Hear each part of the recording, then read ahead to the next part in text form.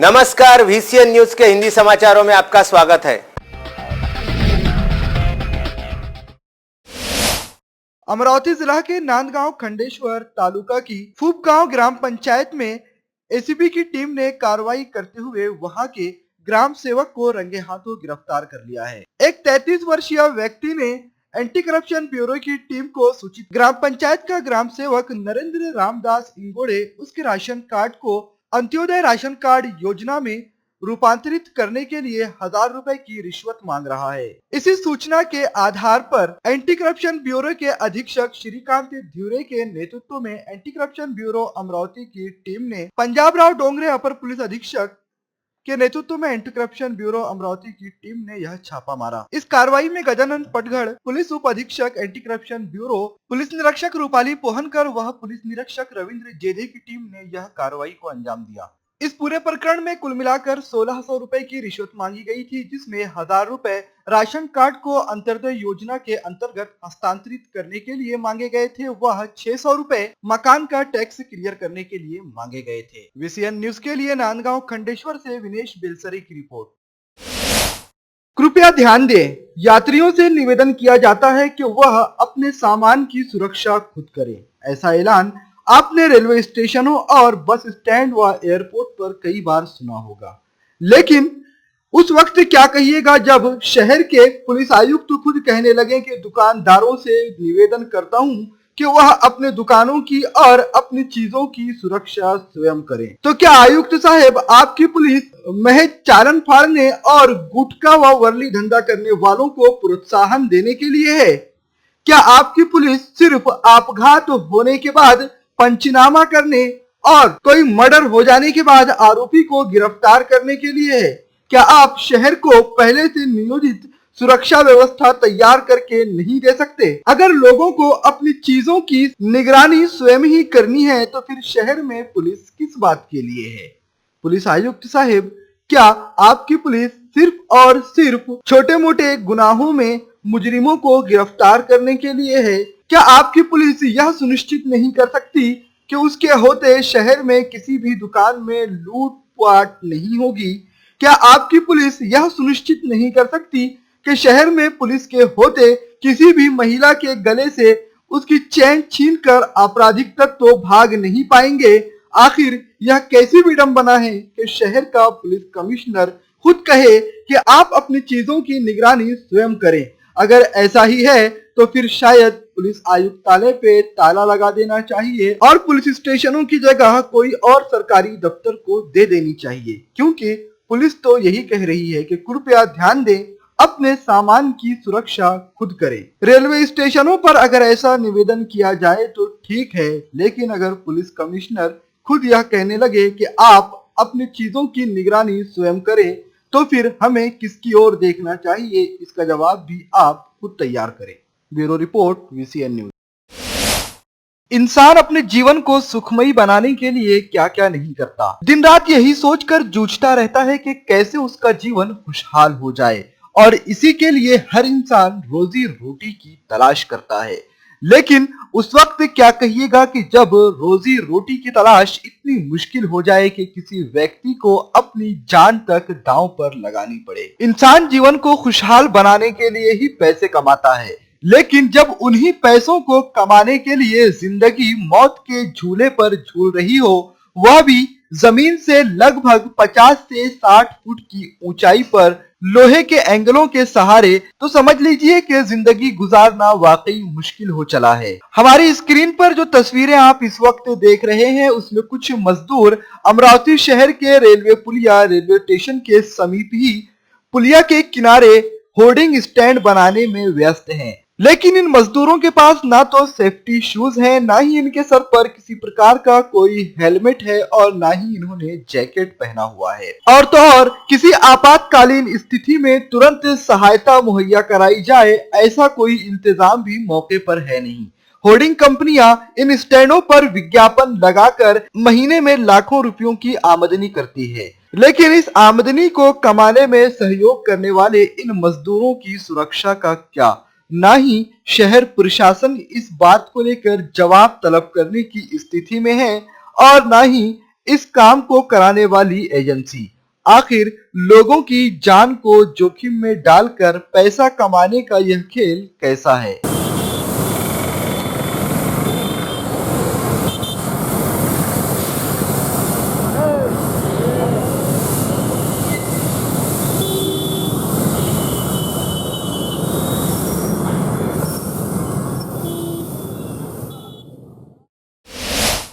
एक फरवरी 2019 को मोदी सरकार द्वारा उनका अंतिम बजट पेश किया गया, जिसमें कर्मचारियों को बड़ी राहत मिली है। मध्यम वर्ग कर्मचारियों को इस बजट में 5 लाख रुपए तक की आवक पर टैक्स में छूट दी गई है। इस बजट में अन्य कई वर्गों को भी राहत देने की कोशिश की गई है। किसानों के बारे में भी सोचा गया है, साथ ही महिलाओं और वरिष्ठ नागरिकों के लिए भी कई प्रयास किए गए हैं।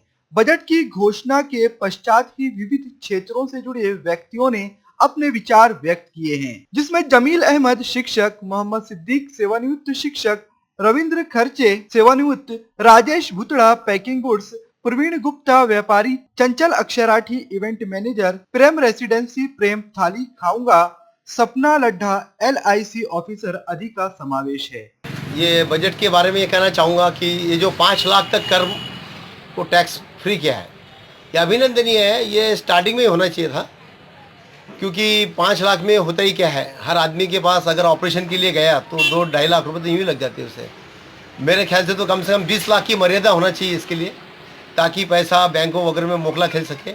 और जहाँ तक ये पेंशन की योजना है शेतकरी की 6,000 की, मैं चाहता हूँ कि ये ठीक है, ये 6,000 देने के बजाय अगर उसको कृषि भाव को अगर अच्छा मोल दिया गया तो ये देने की नौबत नहीं आ। भाजपा सरकार ने ये जो इंटरिम बजट पेश किया है, ये कर्मचारियों के लिए बड़े फ़ायदे की बात है। जिसकी कामना लोग कर रहे थे उसको पूरा किया गया है। और टैक्स का जो टैक्स लगना है उसमें काफ़ी बड़ी राहत मिली है, लेकिन 5 लाख से 10 लाख का जो स्लैब है उससे लोग संतुष्ट नहीं होंगे, ऐसा मेरा मानना है। कि बहुत शानदार बजट दिया है मोदी सरकार ने, कि जिससे देश की आर्थिक स्थिति बहुत मजबूत हो जाएगी। और इससे जो व्यापारी वर्ग है, जो 5 लाख सामान्य वर्ग है, जो 5 लाख तक का जो आय में जो छूट दिया है इनकम में, तो उससे भी बहुत लोगों को इसका फायदा होगा। हाँ, वैसे तो मोदी जी ने बजट में काफ़ी सभी वर्गों को राहत देने की कोशिश की है, पर जहाँ उन्होंने एक हाथ दिया है तो एक हाथ ले भी लिया है। उन्होंने काफ़ी अच्छा किया है कि जो छोटे टैक्स पे है उनके लिए 2.5 लाख से 5 लाख का, जो पहले जो 2.5 लाख का था उसे 5 लाख बढ़ा दिया गया। पर थोड़ा सा जो लिया है वो स्लैब का मामला है कि थोड़ा हमको खलता है ये चीज़ कि 0 से सीधा 20% पे स्लैब ला दिया, जहाँ 0 से 10% तक तो भी उन्हें राहत देनी थी। काफ़ी कुछ राहत देने की कोशिश करी है। 3 करोड़ मध्यम वर्गीय जो टैक्स पे है उन्हें बहुत फ़ायदा पहुँचेगा, पर जो 7वां वेतन आयोग उन्होंने लागू किया है उससे महंगाई बढ़ सकती है।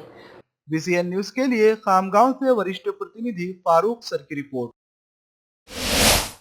शहर के सांस्कृतिक भवन में गुरुकुल बहुउद्देशीय शिक्षा संस्था द्वारा आयोजित त्रिवेणी शब्द सुरांची कार्यक्रम का संगीतमय आयोजन हुआ। सांस्कृतिक कार्य विभाग, महाराष्ट्र राज्य गुरुकुल शिक्षा संस्था के संयुक्त तत्वाधान में महाराष्ट्र के साहित्य व कला संगीत क्षेत्र के मनबिंदु व वरिष्ठ संगीतकार सुधीर फड़के, वरिष्ठ गीतकार मधगुड़कर व साहित्यकार देशपांडे के जन्म शताब्दी अवसर पर इन तीनों महान व्यक्तियों को अभिवादन कर उनकी जन्म शताब्दी मनाने के लिए 31 जनवरी को इस त्रिवेणी शब्द सुरांची कार्यक्रम का आयोजन किया गया था। सैकड़ों रसिकों ने इस सदाबहार आयोजन का लुत्फ उठाया। संगीतकार अजीत परब, केतकी भावे, सारेगम फेम, नचिकेत लेले, लिटिल चैंप स्पर्धा विजेता शालमी सुकटनकर, कृष्णा मुसड़े, वरद ठाकुरकर, बांसुरी वादक विजय जाधव, अमित कोठीवरेकर, निशांत लिंगायत, सागर गिजरे, सिद्धार्थ कदम, प्रसिद्ध अभिनेता जितेंद्र जोशी, हास्य सम्राट स्पुहा जोशी आदि ने इस कार्यक्रम में जान फूंक दी।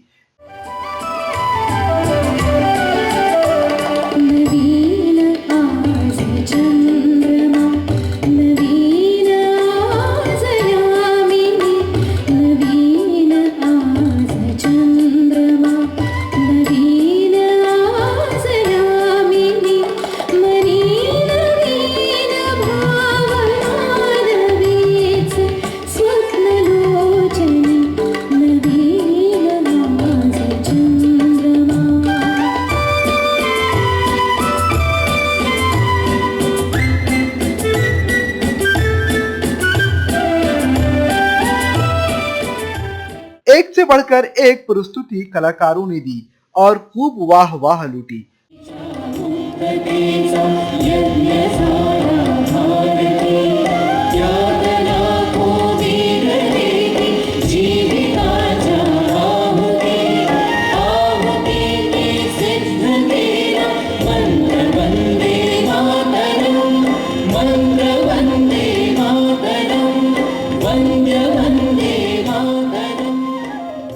कार्यक्रम की शुरुआत वंदे मातरम से की गई। विविध प्रस्तुतियों के साथ जितेंद्र जोशी व स्पुहा जोशी ने गादीमा सुधीर फड़के व देशपांडे के जीवन पर प्रकाश डाला।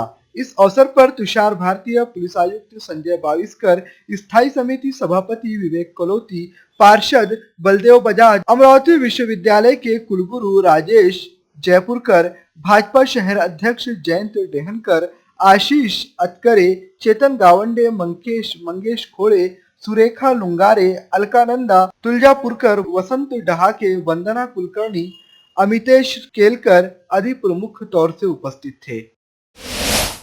साल 2019 फरवरी महीने के पहले ही दिन जिला अधिकारी कार्यालय के सामने विविध संगठनों द्वारा आंदोलन किए गए। कई लोगों द्वारा ज्ञापन भी सौंपे गए। इसी आंदोलन के दौरान निवारा बांधकाम कामगार संगठन फेडरेशन आईटेक महाराष्ट्र राज्य के जिला अध्यक्ष प्रभाकर शिंदे के नेतृत्व में कामगारों ने कामगार आयुक्त कार्यालय में ठिय्या देकर सभी प्रलंबित आवेदनों को निपटारे की मांग की। वर्ष 2016 से 2018 तक कामगारों के बच्चों की स्कॉलरशिप, प्रसूति, विवाह प्रकरण, गंभीर बीमारी, मृत्यु, कैंसर, ब्रेन, विकलांगता, अंतिम संस्कार, 5,000 रुपए, साहित्य खरीदी आदि मामलों में 2 साल बीतने के बावजूद अब तक लाभ नहीं मिला है। इन मामलों में कई बार संगठन की ओर से ज्ञापन सौंपा गया है, लेकिन शासन द्वारा दखल नहीं ली गई। कई मामलों में किए गए आवेदन गायब हो चुके हैं। साल 2017 में स्कॉलरशिप के लिए जो प्रकरण दाखिल किए जाते हैं उसे बोनाफाइड प्रमाण पत्र मांगा जाता है। फिर से बोनाफाइड प्रमाण पत्र मिलना संभव नहीं होने से बच्चों के स्कॉलरशिप का नुकसान होने की संभावना है। साल 2017 में ही 5,000 रुपए के अनेक प्रकरण गायब कर दिए गए हैं। इस मामले में भी फिर से आवेदन की मांग की जा रही है। प्रसूति के मामले में भी प्रकरण गायब हो गए हैं। इस प्रकरण के लिए फिर से दस्तावेज देना संभव नहीं है, जिसकी वजह से कामगारों में निराशा फैली हुई है। अपनी मांग को लेकर इन कामगारों को काम छोड़कर कार्यालय के चक्कर मारना संभव नहीं हो पाता। यहाँ तक कि कामगारों के रिन्यूअल का प्रश्न भी मुंहबाए खड़ा रहता है। पंजीयन केवल सोमवार और मंगलवार इन 2 दिनों में ही होता है। विधायक व सांसद के पत्र पर वर्ष 2018 के प्रकरणों का निपटारा किया जा रहा है। कामगारों ने प्रलंबन आवेदनों को तत्काल निपटारे की मांग की है। असंघटित क्षेत्रातील जे बांधकाममध्ये काम करणारे कामगार आहे, या कामगाराचं गेल्या 15 पासून कार्ड बनले। 2015 पासून बनलेल्या कार्डचे आतापर्यंत ही त्यांना पैसे मिळालेले नाही। त्यांना साहित्य खरेदी करण्यासाठी 5,000 रुपये मिळतात। त्याच्यानंतर त्यांच्या मुलांचा जर समजा स्कॉलरशिप असेल, मिसेसची डिलिव्हरी असेल, त्याच्या मॅरेजचे पैसे असेल, त्याच्यानंतर गंभीर आजाराचे असेल, त्याच्यानंतर मृत्यूचे पैसे असेल, या तमाम पैशाला या बोर्डाने दिले पाहिजे असा कायदा आहे। हा कायदा या महाराष्ट्रामध्ये उपकराच्या पैशाच्या आधारावर या कामगारांना मिळते असा कायदा आहे। हा उपकराचा पैसा कसा आहे, कन्स्ट्रक्शन केल्याच्या नंतर कामगारांसाठी, त्याच्या कुटुंबासाठी उपकराचे पैसे खर्च केले गेले पाहिजे। शिक्षण, आरोग्य, निवारा, पेन्शन, इन्शुरन्स या सगळ्या प्रकारच्या याच्यावर। परंतु गेल्या 2017 पासून 2015 पासून तर 2018 पर्यंत संबंधित अधिकाऱ्यांचं असं म्हणणं आहे का 2017-2016 ची संपूर्ण प्रकरणं निकालात निघालेली आहे। आमचं असं म्हणणं आहे का जे कामगार मी आज आणलेले आहे, या एकाही कामगाराला त्यातला कुठल्याही प्रकारचं कॉम्पेन्सेशन मिळालेलं नाही। श्रद्धा फैमिली शॉपिंग में जाएंगे हम सभी, साड़ियों की नई डिजाइन देखो यहीं से लाएंगे। श्रद्धा फैमिली शॉपिंग में जाएंगे हम सभी, लेडीज जेंट्स बच्चों की हर फैशन लाएंगे सभी। फैशन के सफर में आप भी आगे ही आगे बढ़ते चलिए, क्योंकि बिजीलैंड का सबसे बड़ा आलीशान भव्य showroom Shraddha family shopping and mall, Busyland complex, Nandgaon Peth, Amravati.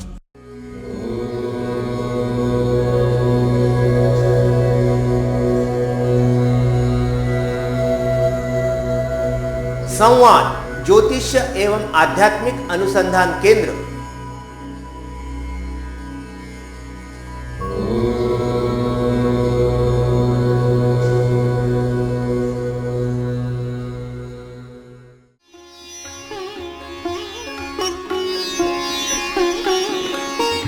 समृद्ध जन्म कुंडली के अनुसार करें अपने व्यक्तित्व का निर्माण, अपने बच्चों की परवरिश करें उनकी जन्म कुंडली एवं ज्योतिष परामर्श के अनुसार।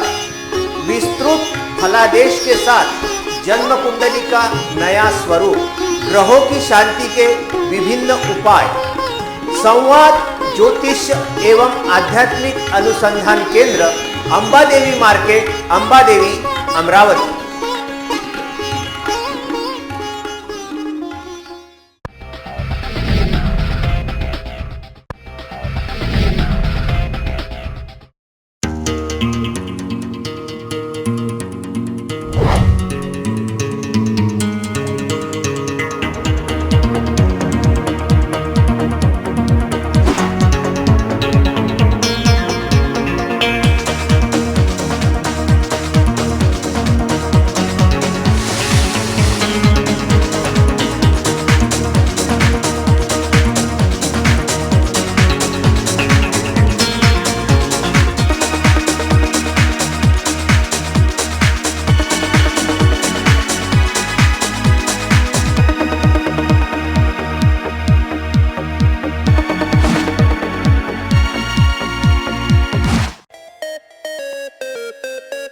विदर्भ का सबसे बड़ा शोरूम बिजीलैंड में Aradhana wholesale shopping mall, wholesale rate में रिटेल बिक्री।